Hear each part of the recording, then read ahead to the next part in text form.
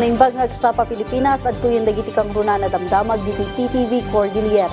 Mailaylayon pa iti experimental scheme para iti coding exemption dagiti senior citizen iti Baguio City. Kasapulan yamin nga makaala dagiti otoridad iti umdas at datos iti epekto daytoy iti trapiko. Report manikod kini Christine Bornolia sa Baway.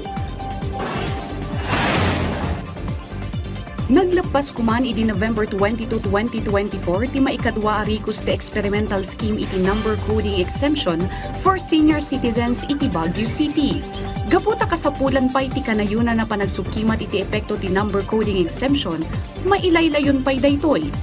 Iti eksperimento, exempted iti number coding dagiti natataengan nga agturong ken nagapu iti trabaho wenno medical facilities.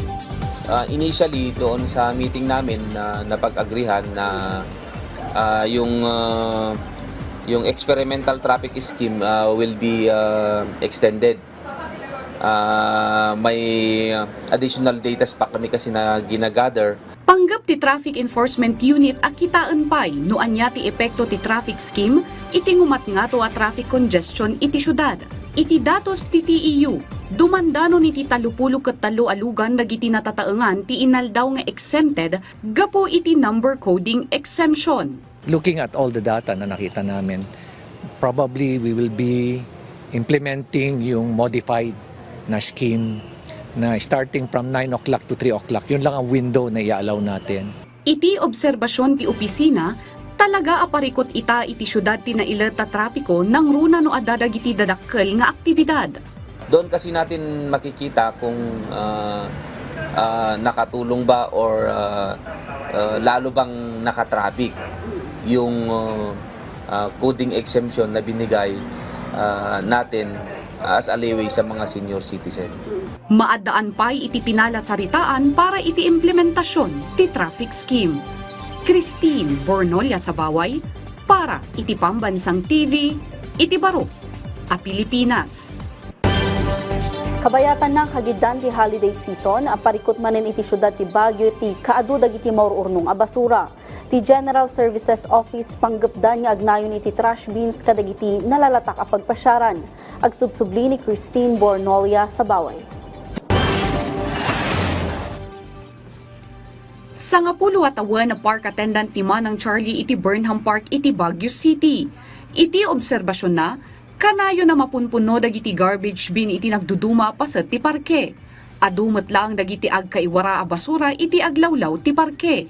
Pag maraming mga bisita, mga turista po ma'am, makikita niyo pong maraming kalat dito. Mga sa gilid-gilid, sinusuksok sa mga halaman. Kahit nga sa upuan, madam, basta na lang iniiwan. Kaya siguro kailangan din ang disiplina talaga. Although pinagsasabihan namin po sila ma'am. Inaklo ni Manang Charlie nga adalattarag iti umili ken turista nga awanan iti disiplina iti panagbasura. At dapay dagiti park goer nga gawawit iti basura manipod pagtaenganda ken iti parkeda nga ibelang.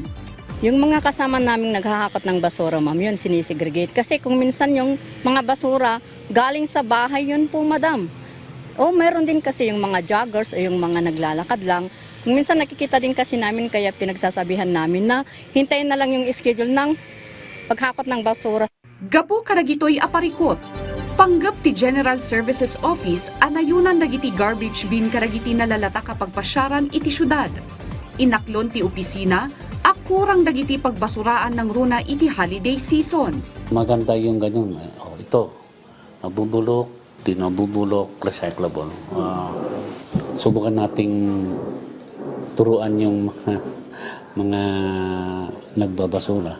Iti baet a manayunan dagiti trash bin, ipalpalagip manan ti GSO ti umno a panangisina iti biodegradable ken non-biodegradable waste. To our beloved tourist who wants to visit our beautiful city, sana naman pag nasa parks kayo, tingnan naman i-segregate natin yung basura. Hindi lang basta tapon yung basura. Meron po tayong park attendants na magtuturo sa inyo. Christine Bornolia sa Baway para iti Pambansang TV, iti Baro, a Pilipinas. Dagiti kang runa na damdamag diti PTV Cordillera, i-like, i-follow ka nag-subscribe iti social media platforms ti PTV Cordillera iti Facebook, TikTok, kan YouTube.